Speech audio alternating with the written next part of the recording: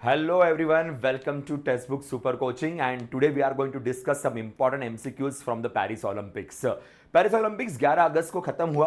India का performance जो expected था उससे थोड़ा सा कम रहा है, but we need to discuss all types of questions which can be asked around this Paris Olympics. तो उसी के बारे में आज के इस सेशन में बात होगी। तो हम near about 50 MCQs 50 MCQs cover करेंगे इस पेरिस ओलंपिक्स को लेके, जो हमारे अलग अलग एग्जाम्स में पूछे जा सकते हैं। तो सारे पॉइंटर्स आपके लिए एक ही सेशन के अंदर कवर किए जाएंगे। पेरिस 2024 ओलंपिक्स की अगर बात करें तो उस पर डिस्कशन करने से पहले एक बार जल्दी से हमारे इस चैनल को सब्सक्राइब कर दीजिएगा अगर आपने अभी तक सब्सक्राइब का बटन नहीं दबाया होगा। तो दोस्तों, जैसे मैं कह रहा था कि when we talk about the Paris Olympics, जब हम पेरिस ओलंपिक्स की बात करते हैं तो इंडिया के मेडल्स कितने मिले, इंडिया को कितने सिल्वर मिले, कितने ब्रॉन्ज मिले, कि वैसे इस बार के मेडल केवल 6 हमारे पास है। एक सिल्वर है, गोल्ड एक भी नहीं है और बाकी बचे हुए हमारे पास ब्रॉन्ज मेडल्स है। So performance is not good. So सिर्फ इंडियन कॉन्टिजेंट को लेके ही सवाल पूछेंगे ऐसा नहीं है। वो तो हमें पता है कि इंडिया के किस किस प्लेयर को मेडल मिला है, उनके ऊपर हमारी बात भी होगी, बट हमें और भी बाकी बहुत सारी चीजें जिनके ऊपर डिस्कस करना पड़ेगा। दोस्तों, before going to start the questions, आजादी के सपनों का एक सेल हमारा चल रहा है टेक्स्ट बुक पास को लेके। और टेक्स्ट बुक पास आपको 14 और 15 अगस्त को ये पास केवल 307 रुपए में मिल जाएगी। और टेक्स्ट बुक पास प्रो है, ईयरली पास है, जो केवल 307 में मिल जाएगा, जिसके लिए आप GRV पास ये कोड यूज कर सकते हो, तो जिससे ये डिस्काउंट आप तक अवेलेबल हो जाएगा। इसके अलावा आप एवरी आवर कुछ प्राइजेस भी जीत सकते हो। तो इस independence day will be very very happy for you. तो मैं कह रहा था कि हम जैसे पेरिस ओलंपिक्स की बात करते तो पेरिस ओलंपिक्स का जो मैस्कॉट है, वो मैस्कॉट का फोटो यहां पे ओलंपिक फ्रीजी जिसे कहा जाए, एक हैट है, ट्रायंगुलर हैट, जो पेरिस के, फ्रांस के स्पेशली रिवॉल्यूशन से बिलोंग करती है। इसके अलावा अगर हम बात करें, पहली बार किसी भी ओलंपिक का जो इनॉग्रल फंक्शन है, वो फंक्शन किसी स्टेडियम में नहीं हुआ, वो रिवर पे हुआ है। सो जो रिवर है, Sen is the name of the river, इस रिवर पे ये फंक्शन ऑर्गेनाइज किया गया था। इनॉग्रल फंक्शन, ऑब्वियसली जो क्लोजिंग फंक्शन है, it was in the stadium, उसके बारे में भी हम थोड़ी देर से बात करेंगे। दोस्तों, इसके अलावा हम बात करते हैं इंडिया का जो पूरा कॉन्टिजेंट है, जिसमें प्लेयर्स आते हैं, कोचिंग स्टाफ आता है, सपोर्ट स्टाफ आता है, उस पूरे टीम को गगन नारंग सर के द्वारा लीड किया गया। और इसके अलावा जो ओपनिंग सेरेमनी थी, इसमें PV सिंधु और शरद कमल साहब ने देश के फ्लैग को बेयर किया। इसके अलावा क्लोजिंग सेरेमनी में Manu Bhaker as well as PR Sreejesh, इन दोनों ने देश के फ्लैग को बेयर किया। ये बड़ा मूवमेंट होता है क्योंकि आप देश को रिप्रेजेंट करते हो, तो इसी रिप्रेजेंटेशन को लेके एग्जाम में सवाल बनते हैं। इसके अलावा बात करेंगे कि 2032 का जो ओलंपिक्स है, 2028 का Olympics will be in Los Angeles in USA। 2032 का जो ओलंपिक्स है will be in Brisbane. So दोनों obviously summer Olympics as well as summer para Olympics will be in Brisbane, Australia. तो ये भी एक पॉइंटर यहां पे ध्यान में रखिएगा। जैसे मैं कह रहा था, 2028 का summer Olympics as well as summer para Olympics will be in USA, Los Angeles. So अब 2028 से हमें काफी उम्मीद करते कि वहां पे इंडिया को काफी अच्छे मेडल्स मिलेंगे, बिकॉज क्रिकेट भी पहली बार इंक्लूड किया जा रहा है और वो इसी ओलंपिक्स के अंदर इंक्लूड किया जाएगा। नाउ, अगर इंटरनेशनल ओलंपिक एसोसिएशन की बात की जाए तो थॉमस बैच सर, जो उसके प्रेसिडेंट है, हेडक्वार्टर स्विट्जरलैंड के अंदर है। और 1894 को इंटरनेशनल ओलंपिक कमेटी को क्रिएट किया गया था, इस ऑर्गेनाइजेशन को क्रिएट किया गया। 23 जून हम इंटरनेशनल ओलंपिक डे के तौर पे ऑब्जर्व करते हैं हर साल, तो ये भी एक इंपॉर्टेंट फैक्टर यहां पे बनेगा। अब ना विंटर ओलंपिक्स की बात करेंगे। विंटर ओलंपिक्स जो अभी आने वाला है 2026 में, it will be in Italy, वो इटली में रहेगा। और 2030 का जो विंटर ओलंपिक्स है वो वापस एक बार फ्रांस में ऑर्गेनाइज किया जाएगा।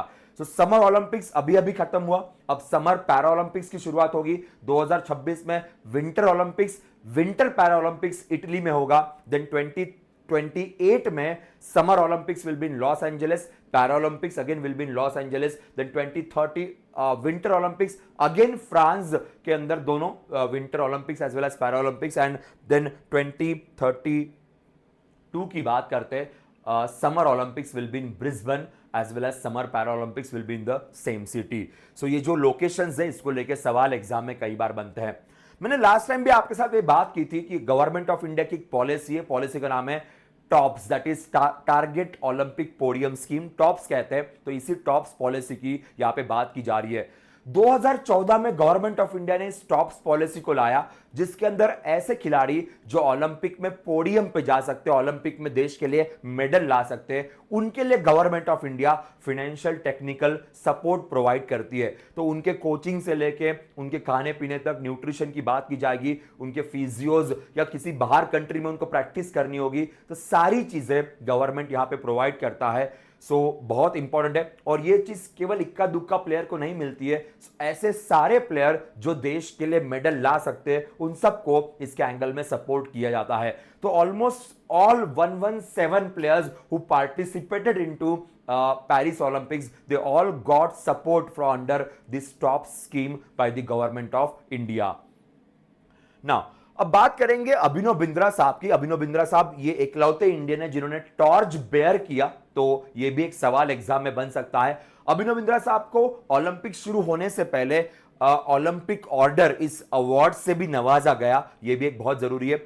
2008 में हमारे बीजिंग ओलंपिक्स के अंदर हमारे देश के लिए इन्होंने मेडल लाया था, तो इसीलिए ये भी एक बहुत बड़ा फैक्टर है। सो गोल्ड मेडल लाने वाले इंडिविजुअल कैटेगरी में पहला गोल्ड मेडल इन्होंने हमारे देश को दिया। उसके बाद फिर नीरज चोपड़ा साहब की बात करते हैं जिन्होंने लास्ट टोक्यो ओलंपिक्स के अंदर हमारे देश के लिए गोल्ड मेडल लाया था। तो इनके अराउंड भी क्वेश्चन है जो एग्जाम में पहले भी बने थे, अभी भी बन सकते हैं। इसके अलावा हमारे देश के तरफ से इंटरनेशनल ओलंपिक कमेटी के अंदर जो मेंबर के तौर पे रीइलेक्ट हुए उनका नाम है नीता अंबानी जी। सो ओलंपिक्स के जस्ट पहले इनको रीइलेक्ट किया गया as a member of international Olympic committee, तो ये भी एक इंपॉर्टेंट फैक्टर है। ये तो हम देख चुके थे ओलंपिक्स के बारे में इंफॉर्मेशन जी। ये हमारे इस बार के ओलंपिक के पूरे टीम के ऑफिशियल स्पॉन्सर्स की बात की जाएगी। Puma was a footwear sponsors या किट स्पॉन्सरशिप प्यूमा की तरफ से मिली थी। इसके अलावा जेएसडब्ल्यू आपने देखा होगा, सारे प्लेयर्स के लगभग ड्रेस पे या उनके कॉस्ट्यूम पे या उनके किट पे आपको जेएसडब्ल्यू का भी लोगो दिखा होगा। इसके अलावा बात करते हैं भारत पेट्रोलियम कॉर्पोरेशन, ये बैक टू बैक 2 ओलंपिक्स के लिए स्पॉन्सरशिप करने वाला है। पेरिस के लिए तो किया ही है, इसके अलावा लॉस एंजलिस के लिए भी इनका स्पॉन्सरशिप होगा। और अदानी स्पोर्ट्स लाइन ये सबसे मेन स्पॉन्सर, टाइटल स्पॉन्सर के तौर पे इस बार ओलंपिक्स को स्पॉन्सर कर रहा था। बाकी और भी इंस्टीट्यूशन है। इसमें बैंक की बात करेंगे तो यस बैंक इन्वॉल्व था as one of the sponsor of this Olympics for Indian team. तो अब शुरू करते हैं हमारे एमसीक्यूज के साथ, स्टार्ट करते हैं एमसीक्यूज की शुरुआत। दोस्तों इसके पहले अगर आपको बैंकिंग के बैचेस में एनरोल करना होगा, बैंकिंग के अंदर अगर आपको जुड़ना होगा, तो फिलहाल हमारी ऑफर चल रही है और इस ऑफर के अंदर 868 रुपीज में आप सुपर कोचिंग में एनरोल कर सकते हो। एसबीआई पीओ का नया बैच शुरू होने जा रहा है। आईबीपीएस पीओ का नया बैच ऑलरेडी स्टार्ट हो चुका है और इन बैचेस में एनरोल करने के लिए आप एक कूपन कोड यूज करना मत भूलिएगा जो आपको बहुत अच्छा सा डिस्काउंट प्रोवाइड करेगा हमारी इन सारी बैचेस में। तो 868 का ये जो बैंकिंग इंश्योरेंस सुपर पैक है, इसी सुपर पैक के अंदर आपको ये बेनिफिट अवेलेबल हो जाएगा। So don't miss this opportunity, इसे मिस मत कीजिएगा, जो आपके प्रिपरेशन के लिए काफी लाभदायक साबित होगा। ओके, तो बढ़ते हैं आगे, स्टार्ट करते हैं। हाँ, एक और बात आपके साथ शेयर करनी थी। आरबीआई ग्रेड बी का फाउंडेशन बैच आ रहा है और इस फाउंडेशन बैच 1 ईयर का बैच है पूरा, जिसमें फेज 1 फेज 2 इंटरव्यू सब कुछ कवर किया जाएगा। ये बैच पूरे 1 ईयर का केवल 10,079 रुपीज में मिल रहा है। ये ऑफर वापस एक बार शायद नहीं आएगी, तो जल्द से जल्द इसमें एनरोल कर लीजिए और इस ऑफर को अवेल करने के लिए ये कूपन कोड यूज करना मत भूलिएगा। जो नाबार्ड की एग्जाम दे रहे, जो नाबार्ड के लिए प्रिपेयर कर रहे, उनके लिए भी हमारी टेस्ट सीरीज चल रही है, प्लस स्टडी नोट्स भी अवेलेबल है। 170 प्लस टेस्ट अवेलेबल है। फेज 1 फेज 2 के एआरडी की भी अलग से टेस्ट रहेगी, सब्जेक्ट वाइज रहेगा, इकोनॉमिक सोशल इश्यूज का भी टेस्ट रहेगा। एवरी सब्जेक्ट का टेस्ट यहां पे आपको मिल जाएगा और ये भी आपको 1296 के अंदर if you use this code, अगर आप ये कोड यूज करते हो तो इस अपॉर्चुनिटी को मिस मत कीजिए, बहुत जरूरी है, बहुत इंपॉर्टेंट है आपकी प्रिपरेशन के लिए। तो शुरू करते हैं, स्टार्ट करते हैं एमसीक्यूज के साथ। 50 मोर देन 50 एमसीक्यूज है। तो पहला एमसीक्यू आपके स्क्रीन के ऊपर ये रहा।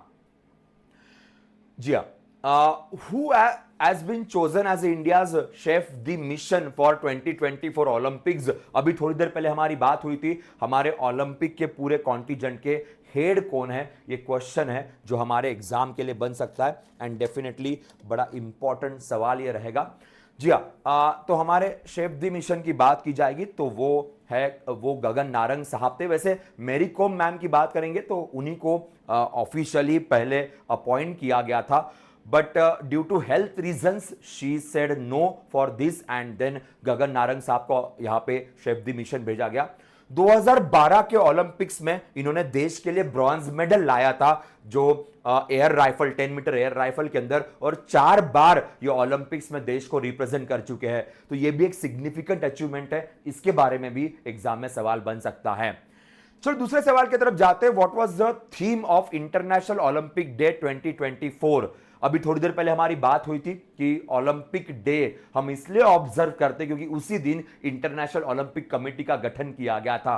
तो इस बार का जो इंटरनेशनल ओलंपिक डे है, इसका थीम पूछा गया है, और इसका थीम जो इस बार रखा गया था, it was let's move and celebrate. ये इस बार का थीम रखा गया। सो पेरिस ओलंपिक्स के एंगल में इस थीम को रखा गया था। 23 जून एवरी ईयर हम इस डे को ऑब्जर्व करते। थीम को लेकर सवाल पूछने के चांसेस बहुत ज्यादा है। थॉमस बैट सर, ये फिलहाल हमारे ओलंपिक कमेटी के हेड है, इंचार्ज है। 1894 की तरफ ध्यान रखिए, ये भी एक इंपॉर्टेंट फैक्टर बनेगा एग्जाम के लिए। Next question, who has been appointed as a flag bearer of the Indian contingent at the Paris Olympics 2024?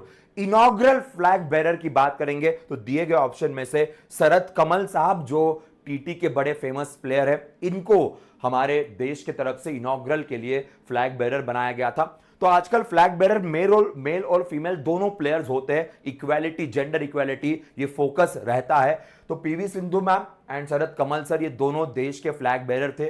Closing ceremony के अंदर Manu Bhaker and PR Sreejesh, Indian hockey team की वॉल, जिन्होंने रिटायरमेंट अनाउंस कर दिया, ये दोनों हमारे फ्लैग बेरर्स थे। सो ये भी एक क्वेश्चन है जो एग्जाम के लिए डेफिनेटली बन सकता है। Next, who has become the first Indian to be appointed a jury member at the 33rd Summer Olympics 2024 in Paris? So jury member के तौर पे किसे इस बार इंडिया से सिलेक्ट किया गया था? सो इसमें से बिल्किस मीर की बात करेंगे तो जो कयाकिंग वाला इवेंट होता है, इस इवेंट के लिए मैम एक रेफरी के तौर पे सिलेक्ट किए गए थे। सो ये भी एक क्वेश्चन है, क्योंकि हम सारे सपना हमेशा प्लेयर्स की तरफ ध्यान देते हैं। अगर जूरी की तरफ से या फिर किसी अंपायर की तरफ से इंडियन को सिलेक्ट किया गया तो वहां पे भी सवाल बन सकता है। स्पेशली महिलाओं को अगर सिलेक्ट किया गया तो क्वेश्चन डेफिनेटली यहां पे आपके लिए आएगा। Who has become the sole Indian weightlifter to qualify for the Paris Olympics 2024? और ये सोल इंडियन वेटलिफ्टर भी चौथे नंबर पे फिनिश किए। इनका थोड़ा सा हेल्थ का इशू था, अगर सब कुछ सही होता तो एक मेडल यहां से भी हमारे देश के लिए आ सकता था। सो अकेले वेटलिफ्टर थे जो क्वालिफाई हुए, और इनका नाम है मीराबाई चानू की बात करेंगे। 49 केजी कैटेगरी के अंदर ये क्वालिफाई हुए थे, बट अनफॉर्चुनेटली लास्ट टाइम की तरह परफॉर्मेंस नहीं हो पाया और 4th नंबर पे इन्होंने फिनिश किया। Who has been the selected as a torch bearer for the 24 Paris Olympics? देखिए, टॉर्च बेरर और फ्लैग बेरर दो अलग अलग चीजें होती है। टॉर्च बेरर जो ओलंपिक की मशाल होती है उसकी बात की जा रही है, और वो हमारे देश की तरफ से अभिनव बिंद्रा साहब ने टॉर्च बेयर किया। 2008 के समर ओलंपिक्स जो बीजिंग में हुआ था, वहां पे हमारे देश के लिए इन्होंने 10 मीटर्स एयर राइफल में पहला इंडिविजुअल गोल्ड लाया था। पहला इंडिविजुअल गोल्ड यही लेके आए। उसके बाद नीरज चोपड़ा साहब ने इंडिविजुअल कैटेगरी में गोल्ड लाया। उसके पहले जो भी गोल्ड मेडल्स हमें मिले वो टीम इवेंट, स्पेशली हॉकी के अंदर मिले थे, तो इसीलिए इनको सिलेक्ट किया गया था। ओलंपिक्स के पहले इनको ओलंपिक ऑर्डर नाम का अवार्ड इंटरनेशनल लेवल पे दिया गया, और ओलंपिक कमेटी के मेंबर में इनका भी नाम जुड़ा हुआ है, तो वो भी एक इंपॉर्टेंट फैक्टर एग्जाम के लिए रहेगा। जी, नेक्स्ट सवाल, which sport will make its Olympic debut at the Paris 2024 games? So कौन सा स्पोर्ट्स है जिसको ओलंपिक में डेब्यू करवाया गया? इस स्पोर्ट्स को डेब्यू तो करवाया गया, पर स्पोर्ट्स को लेके क्रिटिसिज्म भी बहुत सारे हुए, काफी सारे मीम बने। लास्ट में इस इवेंट को रखा गया था और काफी क्रिटिसिज्म देखना पड़ा। यस, इंडिया की टीम भी इसमें पार्टिसिपेट की थी, हम इनिशियल मैचेस भी यहां पे जीते and the name of the sports is break dancing. Break dancing को इसमें इंक्लूड किया गया एंड शायद आपको मीम्स तो अच्छे से पता ही होंगे, मुझे आपको बताने की जरूरत नहीं है, but it's one of the sports which was included in this Olympics. What is the official motto of the Paris Olympics 2024? इस साल के ओलंपिक्स का ऑफिशियल मोटो क्या था, यह सवाल यहां पे पूछा गया है। यह भी एक बड़ा इंपॉर्टेंट फैक्टर है। So motto was faster higher stronger together. So अगर हम उसको फ्रेंच लैंग्वेज में कन्वर्ट करने की कोशिश करें तो ये आपको यहां दिखाई देगा। ऑफ कोर्स क्वेश्चन जो है वो फ्रेंच में नहीं आएगा, वो इंग्लिश में ही पूछा जाएगा। So faster higher stronger and together, ये पेरिस ओलंपिक्स का इस बार का मोटो रखा गया था। इसी फोकस के हिसाब से इसे ऑर्गेनाइज किया गया इंटरनेशनल ओलंपिक कमेटी के द्वारा। Which sport was reintroduced at the Paris Olympics after being absent from the Tokyo Olympics? ये स्पोर्ट्स को वापस एक बार रीइंट्रोड्यूस किया ओलंपिक्स के अंदर। ये टोक्यो के इसमें नहीं था, उसमें इसे ऑर्गेनाइज नहीं किया गया था। So baseball, softball, karate, cricket and squash. So answer is baseball softball, उसकी बात करेंगे। इसे वापस एक बार रीइंट्रोड्यूस करवाया गया ओलंपिक्स के अंदर। क्रिकेट ये नेक्स्ट ओलंपिक में इंट्रोड्यूस किया जाएगा पहली बार, बहुत सालों के बहुत लंबे अंतराल के बाद इसे इंट्रोड्यूस किया जाएगा और T20 टूर्नामेंट है जो क्रिकेट के एंगल में ऑर्गेनाइज की जाएगी। What is the official mascot of Paris Olympics? Paris Olympics के ऑफिशियल मैस्कॉट की बात की है हमने, स्टार्टिंग में डिस्कस किया था।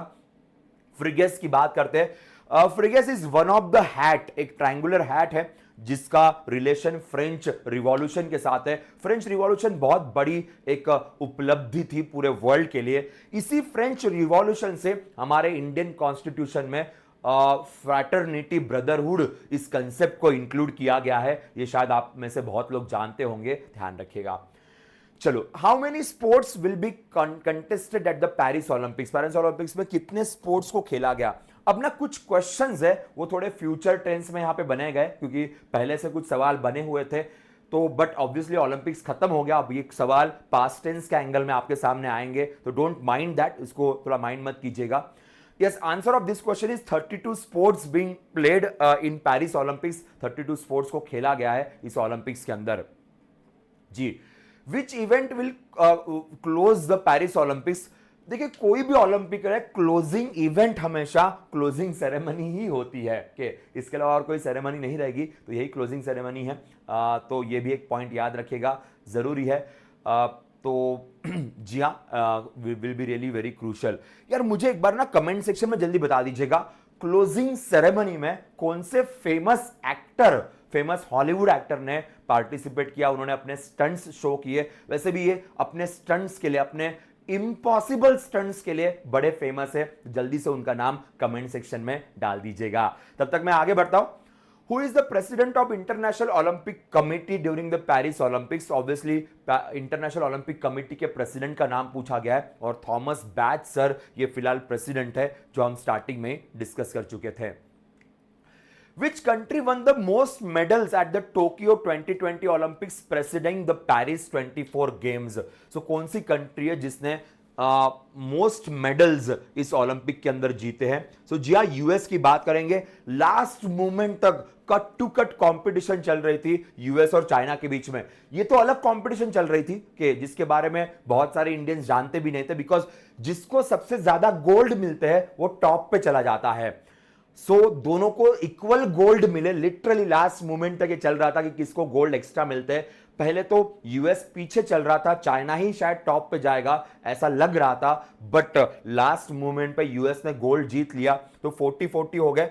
तो यूएस टॉप में इसलिए आया बिकॉज सिल्वर उनके ज्यादा है, ब्रॉन्ज भी उनके ज्यादा है, तो टोटल 126 मेडल्स है। याद रखना, टोटल मेडल से पहले हमेशा यह देखा जाता है कि आपको कितने गोल्ड मेडल्स मिले। सो ये एक इंपॉर्टेंट फैक्टर है आपकी एग्जाम के। अब आपको ना इसका एग्जांपल देता हूं। देखिए, ऑस्ट्रेलिया की अगर हम बात करें तो ऑस्ट्रेलिया गॉट 18 गोल्ड, एंड उनका टोटल 53 है, राइट के।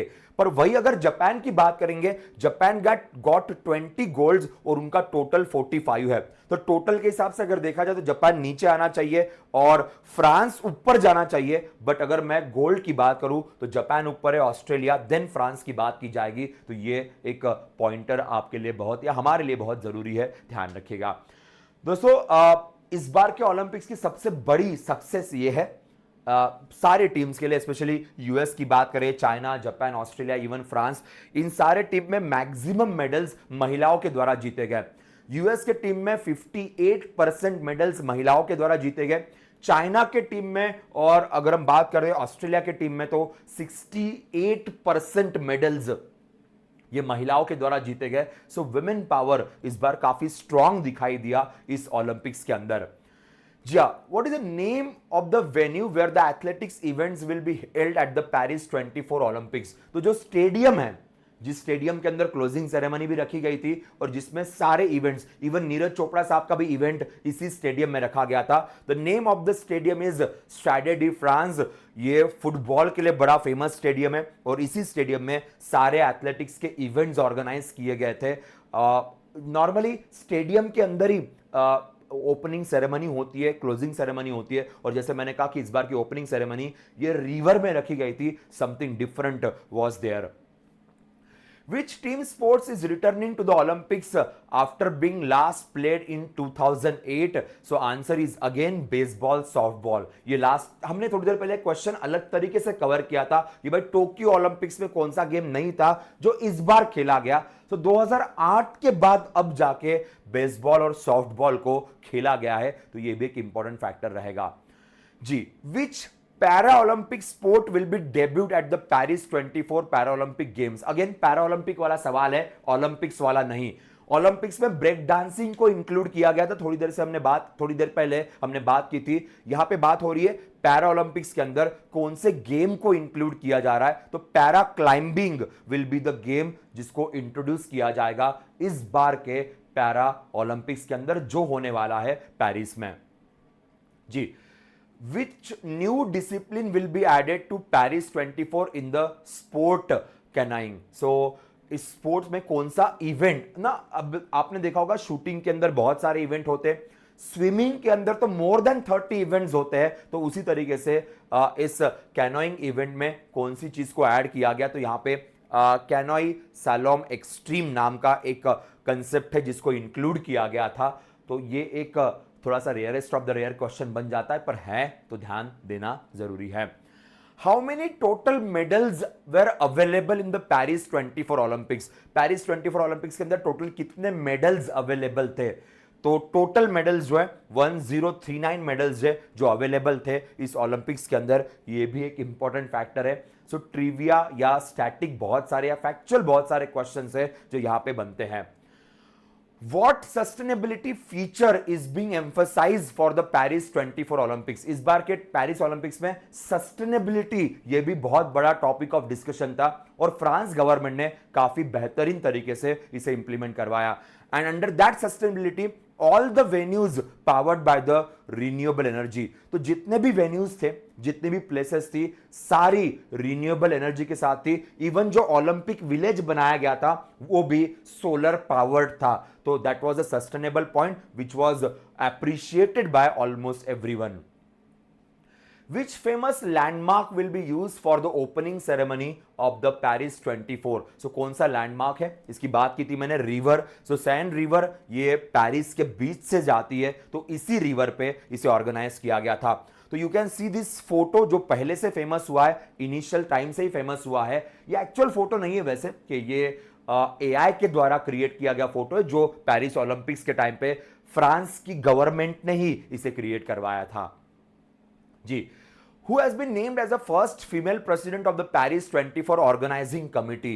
So organizing committee के प्रेसिडेंट के तौर पे ये खुद ओलंपियन रह चुके हैं, बड़े फेमस स्पोर्ट्स प्लेयर है फ्रॉम द फ्रांस जिनका नाम है ब्रिगेट हेंड्रिक्स। सो इनको एक ऑर्गेनाइजिंग कमिटी के प्रेसिडेंट पे, not the Olympic committee, France government के द्वारा ऑर्गेनाइजिंग कमिटी के प्रेसिडेंट के तौर पे इनको अपॉइंट किया गया।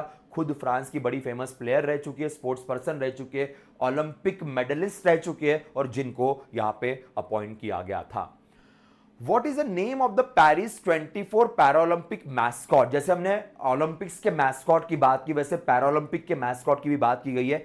सेम ही है, फर्क नहीं है, बस यहां पे पैरालंपिक ये नाम यहां पे रहेगा। तो अगर आप देखते हो, you can see the foot over here, ये फुट डिमार्केटिंग पॉइंट बन गया है regarding the mascot of summer Olympics and summer Paralympics, जिसकी यहां पे बात की गई है। Which sport is being added to the Paris 24 Paralympic Games for the first time? So कौन से स्पोर्ट्स को इंक्लूड किया गया था? तो हमने बात की है पैरा कराटे। अगेन ये पैरालंपिक की बात हो रही है, पैरा कराटे को भी इसमें इंक्लूड किया गया जी। How many new sports will be introduce at the Paris 24? Summer Olympics की बात हो रही है। समर ओलंपिक्स में 4 गेम्स को इंट्रोड्यूस किया गया। ब्रेक डांसिंग, जिसके ऊपर हमने बात की थी, skateboarding, sport climbing and surfing. तो ये 4 गेम्स है जिनको इंक्लूड किया गया था इस साल के ओलंपिक्स के अंदर। सो ये नए गेम्स जो इंट्रोड्यूस होते हैं उसके अराउंड काफी सारे क्वेश्चंस एग्जाम में बनते हैं। Which country has been banned from participating into Paris Olympics due to geopolitical reasons? War के रीजन से 2 कंट्रीज को एंट्री नहीं दी गई, एक रशिया है और दूसरा बेलारूस है। यहां पे जो ये आपको मैप दिख रहा है, इस मैप में जिन जिन कंट्रीज को आज तक बैन किया गया, उन सब के नाम है।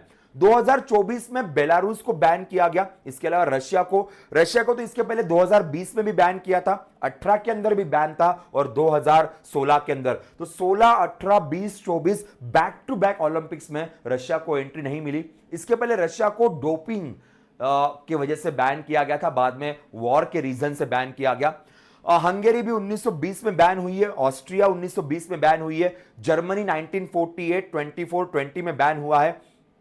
इसके अलावा बल्गेरिया 1920 में, कुवैत 2016 में, साउथ अफ्रीका तो भाई बहुत बड़े टाइम के लिए बैन किया गया था, 92, 88, 84, 80, 76, 72, 68, 64। सो काफी ज्यादा पॉलिटिकल इश्यूज, रेसिज्म की प्रॉब्लम की वजह से उसको बैन किया गया था। जिम्बाब्वे 72, अफगानिस्तान ईयर 2000 में, कोरिया को 2022 में, 1968 में, जापान को 1948 में, टर्की को 1920 में, इन सारे कंट्रीज को बैन किया गया। इंडिया को कभी बैन नहीं किया क्योंकि इन सारे पंगों में हम वैसे भी नहीं रहते, सो हमें तो कभी बैन नहीं किया गया।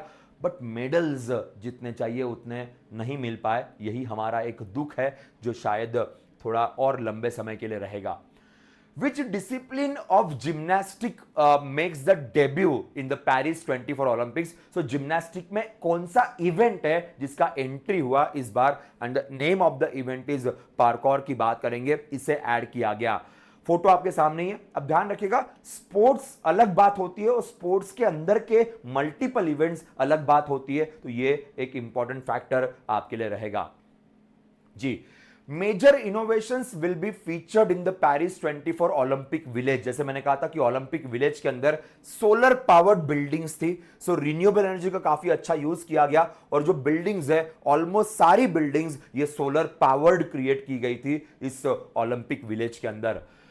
Sports will be drop from the Paris 24 having been part of the Tokyo 2020। तो कौन सा स्पोर्ट्स है जिसको कराटे को ड्रॉप किया गया था इस बार? पैरा ओलंपिक्स के अंदर इसे इंक्लूड किया गया, पर ओलंपिक्स से इसे ड्रॉप किया गया था इस बार, तो यह भी एक फैक्टर याद रखेगा। Which country will host the 2028 Olympics? Everyone knows Los Angeles की बात करते, एलए ओलंपिक्स होगा यूएस के अंदर। बाय द वे सबसे ज्यादा ओलंपिक्स ऑर्गेनाइज करने वाली कंट्री भी यूएसए ही है। थोड़ी देर से हम उस क्वेश्चन के ऊपर बात करेंगे, तब थोड़ा सा डिटेलिंग हो जाएगी। New competition format will be introduce in the swimming in the Paris Olympic. Swimming में कौन सा नया फॉर्मेट इंट्रोड्यूस किया गया है? तो मिक्स रिले की बात करेंगे। मिक्स रिले का मतलब है मेल फीमेल दोनों इसमें पार्टिसिपेट कर सकते हैं, इससे इंक्लूड किया गया पहली बार पेरिस ओलंपिक्स के अंदर। Which gender equality milestone will Paris Olympics achieve? So equal number of male and female athlete, ये सबसे बड़ा मेजर फोकस रहा है, equal number of male and female athlete. पर अगर विनर्स की बात करें तो फीमेल एथलीट ने इस बार अपना डंका लहराया, अपना झंडा लहराया है, चाहे फिर यूएस की टीम हो, चाइना की टीम, ऑस्ट्रेलिया, या मैक्सिमम टीम में महिलाओं का नंबर काफी बड़ा देखने को मिला। इंडिया के केस में केवल एक ही महिला है, बाकी सारे पुरुष ही दिखाई दे रहे हैं, बट उस महिला ने भी 2 मेडल्स लिए, तो यहां पे भी उन्हीं का यस नाम रहेगा, नो डाउट। जी हाँ, आगे बढ़ते हैं। सिक्योरिटी मेजर्स के लिए क्या क्या मेजर्स लिए गए। अब ना जस्ट पेरिस ओलंपिक्स के पहले फ्रांस में काफी ट्रबल चल रहे थे, पॉलिटिकल इश्यूज चल रहे थे, पॉलिटिकल इलेक्शंस के बाद काफी बड़ा प्रॉब्लम हुआ, तो सिक्योरिटी तो बड़ी तगड़ी रखी गई थी। एंड जी हाँ, all types of securities were there, facial recognition, drones, AI powered surveillance. अगर कोई एथलीट भी थोड़ा बहुत ऊपर नीचे करता है, डायरेक्टली उनको अरेस्ट किया गया, तो ये भी फैक्टर देखने को मिला। सो इंडिया के भी रेसलर को अरेस्ट किया गया था, उनको भी पुलिस स्टेशन अंतिम बंगाल की बात करेंगे, because of some issues regarding the identity proof. तो काफी स्ट्रिक्ट था इस बार का पेरिस ओलंपिक्स। जी हाँ, which sports will have its final held at the palace of Versailles during the Paris Olympics. Palace of Versailles ये यूनेस्को हेरिटेज साइट है। सो UNESCO heritage site के अंदर ही एक गेम ऑर्गेनाइज किया गया था, ये भी अपने आप में बड़ी यूनिक चीज है। तो यहां पे सवाल बनेगा, तो जी हाँ, इट वॉज इक्वेस्ट्रियन की बात करेंगे, जो घुड़सवारी वाला जो इवेंट होता है वो इस पैलेस में ऑर्गेनाइज किया गया था, जो यूनेस्को हेरिटेज की साइट है। तो ये भी क्वेश्चन एग्जाम में बन सकता है, ध्यान रखिएगा। How many Indian athletes represented India? So 117 Indian athlete represented India in this Olympics, which is another factor for us. Which country has the most number of athlete participating into the Paris Olympics? सबसे ज्यादा athlete किस country के थे? तो जिया US की बात करते हैं, 594 एथलीट इस कंट्री से जिन्होंने पार्टिसिपेट किया था, तो काफी बड़ा टीम था। तो मेडल्स भी काफी सारे हैं, जीते हुए उन्होंने 121 मेडल्स उनके पास है। तो अभी तक की अगर बात की जाए आज तक की, तो सबसे ज्यादा मेडल्स जीतने वाला कंट्री वैसे भी यूएस ही है। अगर पूरे ओलंपिक हिस्ट्री की बात करें तो 2655 मेडल्स ये जीते, पेरिस ओलंपिक्स छोड़ के इतने मेडल्स इन्होंने आज तक जीते। तो सबसे ज्यादा मेडल्स जीतने वाला कंट्री भी वैसे यूएसए ही है। विच country will host the 2024 summer para Olympics? ये तो हमें पता है, ये फ्रांस के अंदर ही होना है। और नॉर्मली समर ओलंपिक्स के बाद पैरा ओलंपिक्स वहीं पे उसी कंट्री में ऑर्गेनाइज किया जाता है। 2032 समर ओलंपिक्स कहां पे होगा? तो हमने बात की थी Brisbane, which is in Australia, यहां पे इसे ऑर्गेनाइज किया जाएगा। जी हाँ, total medal won by Indian team, everyone knows, मुझे बताने की जरूरत नहीं है, 6 मेडल्स है जो हमें मिले हैं। सो मनु बाकर गॉट द 2 मेडल्स, एक इंडिविजुअल इवेंट में, एक टीम इवेंट के अंदर। देन जी हाँ, हमारे नीरज चोपड़ा साहब जिनको सिल्वर मेडल मिला, इसके अलावा वही मनु बाकर की बात करेंगे, और Sarabjot Singh, then Swapnil Kusale, another medal in shooting. उसके बाद हमारी टीम हॉकी की, और उसके बाद एक और मेडल रेसलिंग के अंदर हमारे पास आया। So this 6 medals there, but no gold, which was kind of ये मलाल हमेशा हमारे लिए रहेगा। रैंक ऑफ इंडिया, इंडिया की रैंक की बात करें तो 71st रैंक पे इंडिया ने फिनिश किया। टॉप में USA with 126 medals, total 40 gold for USA, and without any gold we finish at the 71st rank. Which country did the ancient Olympic Games originated? Olympics games की शुरुआत ancient history में सबसे पहले कहां से हुई? तो जी आप बात करते हैं ग्रीस की। 3000 साल पहले, ऐसा मानते हैं कि 3000 साल पहले एंशियंट ग्रीस में पहली बार स्पोर्ट्स या ओलंपिक्स को ऑर्गेनाइज किया गया था। उसके बाद फिर उसे रिजुविनेट किया गया। तो father of modern Olympic games जिन्हें कहा जाता है, इन्होंने बेसिकली उसको रिजुविनेट किया, इसलिए इनको फादर ऑफ मॉडर्न ओलंपिक्स कहते हैं। सो पेरी डी कुबर्टिन की बात करेंगे, 1894 में इन्होंने वापस एक बार ओलंपिक खेलों को रिजुविनेट किया। So is called as a father of Olympics. ये भी बड़े इंपॉर्टेंट पर्सन है। 5 rings of the Olympic flag क्या रिप्रेजेंट करती है? तो बचपन से हम सबको पता है कि कॉन्टिनेंट को रिप्रेजेंट करती है। तो 5 continents, Australia, Africa, America, Europe और एशिया, इन पांचों कॉन्टिनेंट्स को ये ओलंपिक का रिंग रिप्रेजेंट करता है। सो जो बचपन से वैसे हम लोग जानते हैं। Which country has hosted the most summer Olympic games? So US की बात करेंगे। यूएस आजकल आज तक near about 8 times they organize the games. 8 बार वो गेम ऑर्गेनाइज कर चुके हैं। 1932, 1980, 2002, 1960, 1930, 284, the 1904, 1996. So 8 times they organize these games. अब एक और 9वीं बार नेक्स्ट ईयर या सॉरी नेक्स्ट टाइम 2028 में यहां पे ऑर्गेनाइज किया जाएगा। सो ये एक भी क्वेश्चन है जो आपके एग्जाम के लिए बन सकता है। Which of the following is not a Olympic sports? अभी तक ओलंपिक में कौन सा स्पोर्ट्स नहीं था? तो obviously cricket was not there, but now Los Angeles में इसे वापस एक बार इंट्रोड्यूस किया जाएगा। तो ये क्वेश्चन एग्जाम में डेफिनेटली बन सकता है। In which year the first modern Olympic Games was being held? And 1896 में एथेंस में सबसे पहला मॉडर्न ओलंपिक गेम ऑर्गेनाइज किया गया था। जी, who is the most decorated Olympian of all the time? आज तक के पूरे हिस्ट्री में सबसे ज्यादा सक्सेसफुल ओलंपिक प्लेयर कौन से रहे? So everyone knows, Michael Phelps की बात करेंगे। माइकल फेल्प्स ये 28 मेडल्स जीत चुके हैं आज तक के ओलंपिक के अंदर। उसमें से 23 गोल्ड मेडल इनके अकेले के हैं। 23 gold, 3 silver and 2 bronze medal. तो आज तक के पूरे हिस्ट्री में सबसे ज्यादा मेडल्स जीतने वाले ये प्लेयर है। तो सक्सेसफुल ओलंपियन इनको माना जाता है। Aman Sherawat, who recently won the bronze medal in the Paris Olympics, associated with the which sports? So last medal इनके द्वारा ही इंडिया को दिया गया था रेसलिंग के अंदर। तो 57 केजी कैटेगरी में ये रेसलिंग करते हैं and he one the bronze for India. केवल 21 ईयर ओल्ड, इंडिया के सबसे यंगेस्ट मेडलिस्ट ये आज तक रहे। पहले पीवी सिंधु के पास ये रिकॉर्ड था और उनका रिकॉर्ड इन्होंने ब्रेक किया है। उम्मीद है नेक्स्ट टाइम शायद ये देश के लिए गोल्ड लेके आएंगे। Which Indian wrestler has announce her retirement after being disqualified from the Olympics? India ने मेडल्स तो कम जीते पर एक बवाल इंडिया को यहां पे देखना पड़ा and that was regarding Vinesh Phogat. क्योंकि ये बड़ा अच्छा, ये शायद गोल्ड ला सकती थी, बहुत अच्छी अपॉर्चुनिटी हमारे पास थी, बट अनफॉर्चुनेटली वेट वाला 100 ग्राम वाला जो इशू था उस चक्कर में इनको डिस्क्वालीफाई किया गया and she announce her retirement.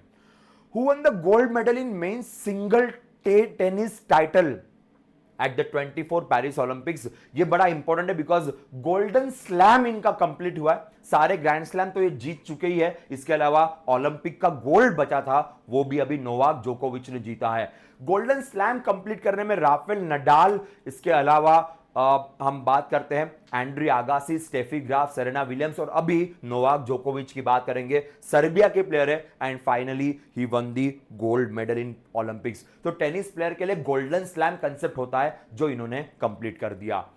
जी हाँ, आगे बढ़ते हैं। Swapnil Kusale recently won the bronze medal in which sports event in the Olympics? ये लास्ट क्वेश्चन है हमारे इस पूरे 50 क्वेश्चन के सीरीज का। और जी हां, शूटिंग की बात करेंगे। 50 मीटर राइफल शूटिंग के अंदर इन्होंने देश के लिए ब्रॉन्ज मेडल जीता। महाराष्ट्र से बिलोंग करते हैं। जी हां, सो ये थे हमारे कुछ सवाल, कुछ क्वेश्चंस ओलंपिक्स को लेके। 50 क्वेश्चंस है और जो आपके प्रिपरेशन के लिए काफी हेल्पफुल रहेंगे। So yes guys, so that's all from my side for the day. जश्न सिलेक्शन में एनरोल करना मत भूलिएगा। आरबीआई ग्रेड बी का हमारा लाइव बैच स्टार्ट हो चुका है और इस बैच में केवल 10,079 रुपीज में आप एनरोल कर सकते हैं। तो मुलाकात होगी बैचेस में। तब तक के लिए दोस्तों bye bye, take care and happy Independence Day to you all.